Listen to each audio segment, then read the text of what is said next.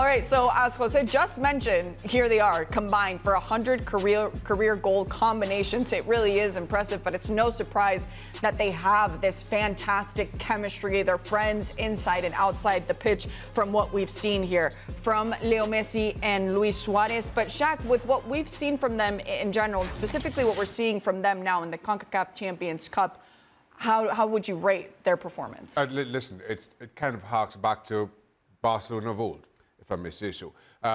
Just the understanding between the two, how they anticipate. You saw Luis Suarez with the strength that again kind of harks back to Luis Suarez of old. Those flashes of brilliance, we know they're capable of. And certainly Lionel Messi, it's a whole lot more than a flash of brilliance. I mean, we cannot. I didn't think we'd still be talking about Lionel Messi in this context, this deep into his career. If you told me 5-10 years ago that come 2025, Lionel Messi will still be producing these moments of magic, I would have said impossible. It's just beyond what he was doing then, was beyond human then. To be doing it now still, it's amazing to witness.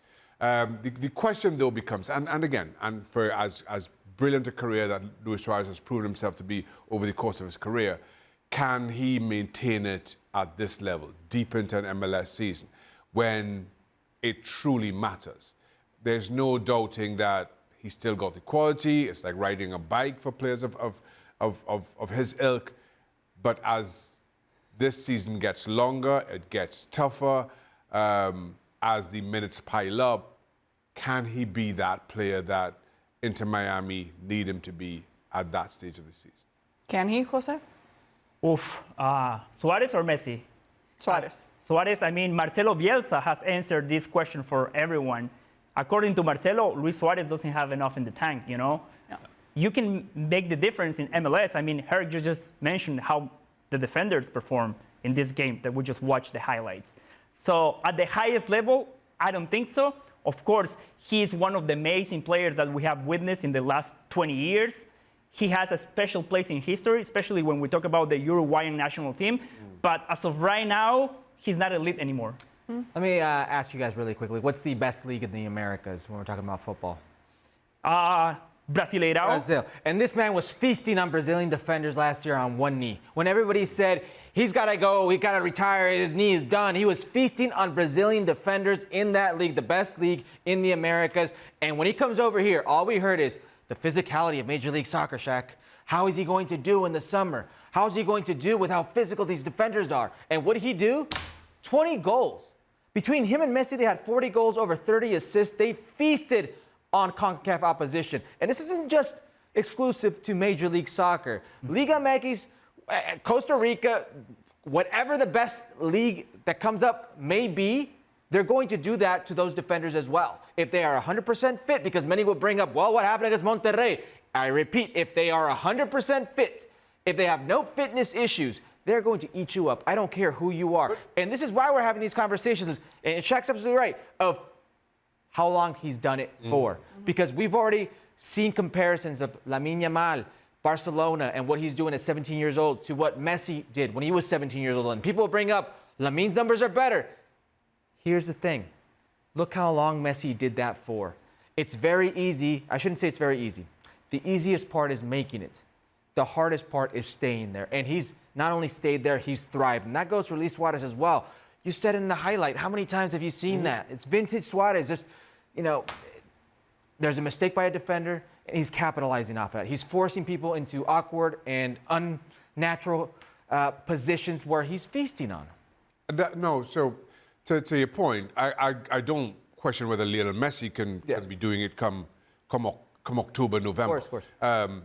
He's shown that he continues to, again, it's simply amazing to witness what he's doing, and you question where that ceiling is. It's more about Luis Suarez for me. Yep. And while I get your point, he does well in Brazil, there's a different ask in Major League Soccer in that when the season comes to a head in October, November, that's when things matter. Whereas everywhere else you play, it's over the course of 9 or 10 months or whatever it may be.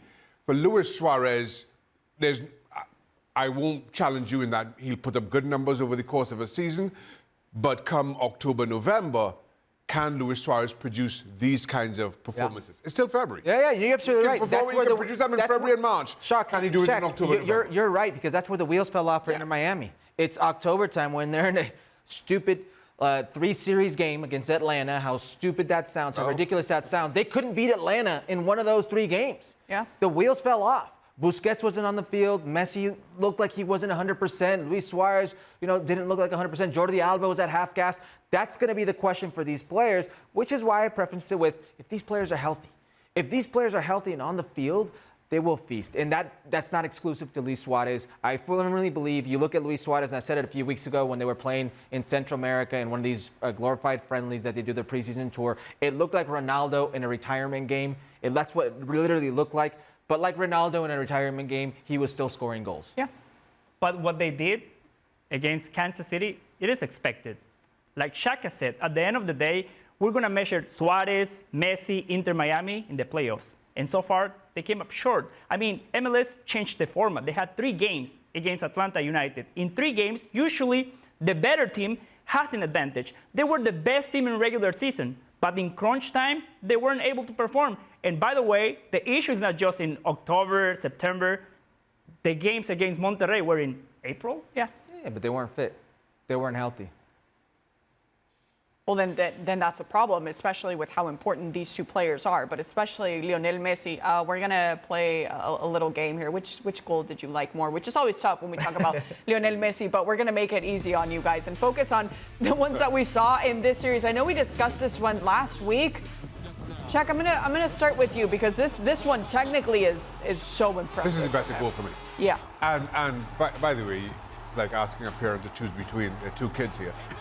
Saying this is Sophie's choice. I'll tell you right now, my daughter. Well, the first goal here is the daughter.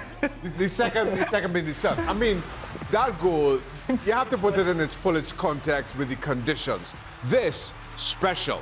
Yeah. No question. But I thought the control in traffic, the turn, the cutback, the wrong foot, it's supposed to be his swinger. Everything about the first for me, I thought was just simply special. Perk? Yeah, I agree. It's the first one for the degree of difficulty. That's how I measure how good a goal is. It's how difficult is it to achieve, to pull off. There are very few players in the world in those conditions because it's freezing cold. He's not gotten himself into the game at that point. He's running backwards, literally running backwards. It's a lofted ball. A forward usually thinks you're going to get clocked by either the center back or the outside back. He's going to come in and just clean your clock. He has the composure to bring it down with his chest. And in one swift move, as the ball is falling down to the ground, as it hits, he cuts it, chopping the defender, and then hits it into the corner with his weaker foot.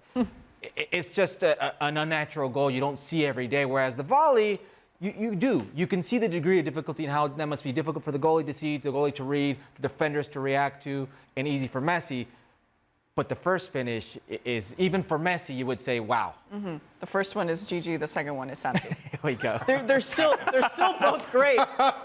You need to show Santi this video when he's old enough to understand. Oh, I mean, I'm going to make sure of that. To pick a bone with you. Yeah. Jose? I mean, Chris, I'm not going to disagree with the striker and with the goalkeeper. I mean, I agree with them. The second goal, the degree of difficulty, the way he controls the ball, he turned, and then he finished with his right foot. I have a stat for you guys. Mm-hmm. When Messi played in Barcelona, he scored 672 goals. Only 85 of them were with his right foot. So as Herc said, his weaker foot, I mean, what an amazing goal. This is one of the Only. I mean, when we talk about Messi, we have to say only, right? Very true. I guess. Right? Yeah. That's a career for most people. Oh, boy. Oh, man. All right, let's take it to the bracket now. What's coming up here for Inter Miami? It'll be interesting, but here on the other side, at least, there it is. Against Cavalier, that's their next matchup. And as we know, eventually, we will talk about the possibility of those Liga MX matches if They do not disappoint. And you guys know exactly what I'm talking about. But their next rival then is Jamaican side Cavalier, which is interesting because they're prepping for what is already a naturally big game because Messi and Inter Miami are involved. They will have made adjustments ahead of their clash in the round of 16. Cavalier usually plays at Stadium Eastfield, but has decided to move to Independence Park in Kingston due to the high demand for tickets. This is their national stadium. Here, Shaq, what does this the big game mean now for Cavalier, a game that's already sold out? Yeah, it'll be like nothing Jamaica has seen for certainly some time. Not that there are many players of Messi's ilk through history, but the only big players I can think of who visited Jamaica, Pele back in his day. Since that, Rivaldo, Romario, Van Nistelrooy, all three of those after they're retired as ex-pros in exhibition games, but never again. Not that there are many people in history who can hold a candle to Lionel Messi, or more to the point, someone during their careers. So this will impact Jamaica like nothing else that the sport has seen. And now keep in mind, we're talking about Jamaica, a country who've produced Usain Bolt and Shelly-Ann Fraser, and certainly in athletics, they are the standard bearers for world stars. But this is football, and this just kind of feels different. It feels bigger. It's more impactful, which is why they moved to the national stadium. Saying that Jamaican clubs have played most of their CONCACAF games at the national stadium. But this is significant.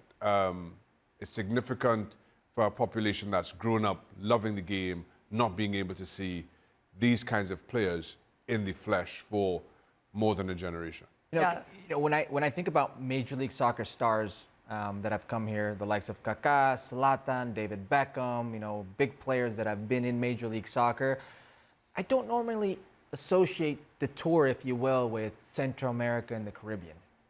That doesn't really happen. And when I heard that Inter Miami was selling games, a tour, the likes of El Salvador, these type of places and these type of venues, some of these older stadiums, I thought to myself, there's no way Messi's going to go and play there. There's absolutely no way. That would be unheard of. And yet he goes and he plays. It'd be very easy for Messi to say, El Salvador, their national stadium? No. Do I want to go to Kingston, Jamaica right now or rest? No.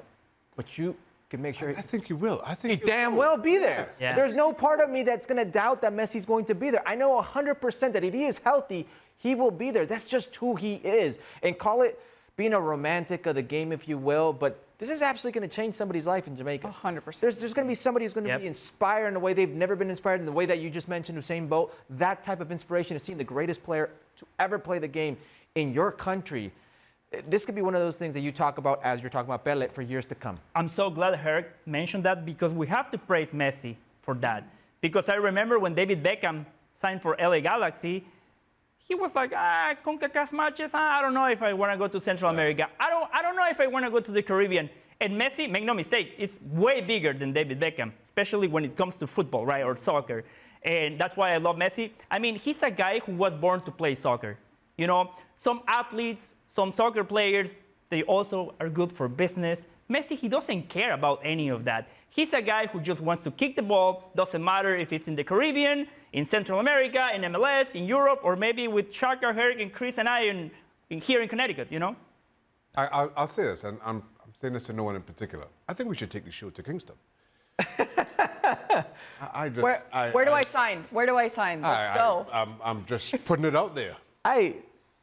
It's a once-in-a-lifetime opportunity. This is that type of show let's for speak it. let's speak it into existence. Alexis is there. Alexis is there right now, so she can do scouting for Football America. By the way, let's take the whole. Never mind scouting. There's desk and everything. Everything. What Cavalier is doing, it's exactly what MLS should be doing. Yeah. Every time Messi's on the road, put him in bigger stadiums, in NFL stadiums. He will attract big crowds. Yeah. Messi, it's box office. It's once-in-a-lifetime opportunity, like Herc mentioned. Yeah, the only thing is in Major League Soccer, you're going to have scheduling conflicts. And you can make it happen. Monterrey just got kicked out of their stadium because Shakira is coming into town. So, there's some things that you just can't move.